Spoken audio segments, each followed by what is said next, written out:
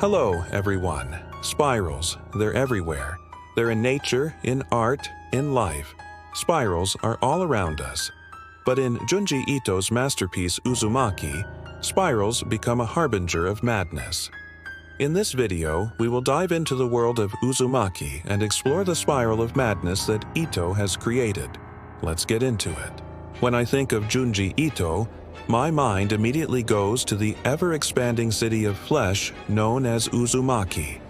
Uzumaki follows Kirie and her hometown of Kuruzu, whose lives are turned upside down when the residents begin to transform into snails after coming into contact with a mysterious shell.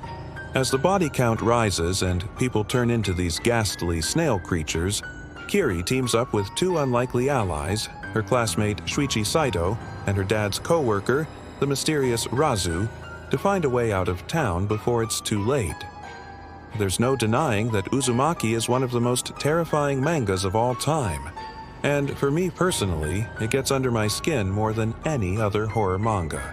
I would argue that what makes Uzumaki so effective as a horror story is Ito's ability to tap into our primal fears.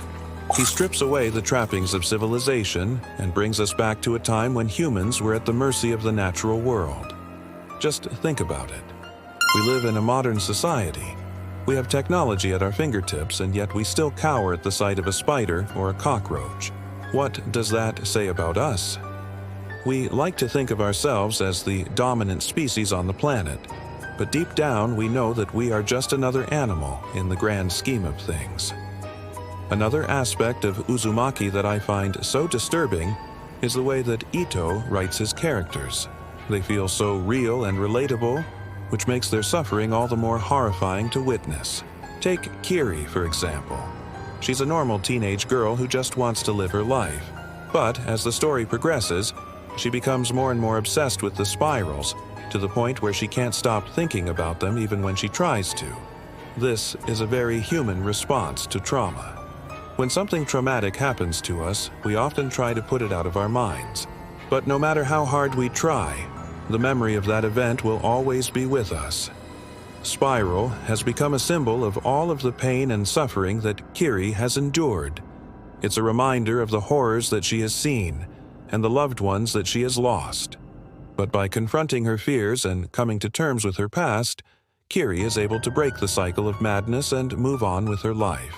As the series progresses and the body count rises, we see Kirie transform from a scared and confused teenager into a strong and determined young woman. She teams up with Shuichi and Razu, two characters who represent different aspects of Kirie's personality. Shuichi is the voice of reason and logic, while Razu is more impulsive and wild. Together, they make a great team, and their contrasting personalities allow them to cover each other's weaknesses. Now, let's talk about some of the most eerie spirals from Uzumaki. First, we have the spiraled eyes. These are the eyes of the snail creatures that appear in the manga. They are perhaps the most disturbing image in the entire series. The snail creatures themselves are already creepy enough, but the way that Ito draws their eyes just makes them more so. The eyes are drawn in such a way that they seem to be peering directly at the reader, and they have this vacant, soulless look that is just unnerving. Next, we have the spiral staircase. This is the staircase that leads to Kirie's house. It is significant because it is one of the first places where the snails gather in large numbers. The spiral staircase becomes a symbol of Kirie's entrapment, as she is literally trapped in her own home by the snails. Finally, we have the spiral shell. This is the shell that starts the whole curse in motion. It is found by one of the townspeople, and once they start coming into contact with it, the curse begins to spread. The spiral shell represents the unknown and the uncontrollable, and it is a constant reminder of the danger that lurks in the everyday. Ito's art is so detailed and realistic that it makes the horror of the story all the more palpable. He doesn't shy away from showing the gruesome details of the transformations, and this only adds to the overall creepiness of the manga. In conclusion, Uzumaki is a horror manga that will stay with me for a long time. It is a story about the power of fear and the things that go bump in the night. It is also a story about hope and resilience in the face of adversity.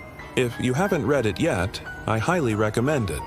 Just be prepared to never look at spirals the same way again. Thank you all so much for watching. Until next time, stay safe.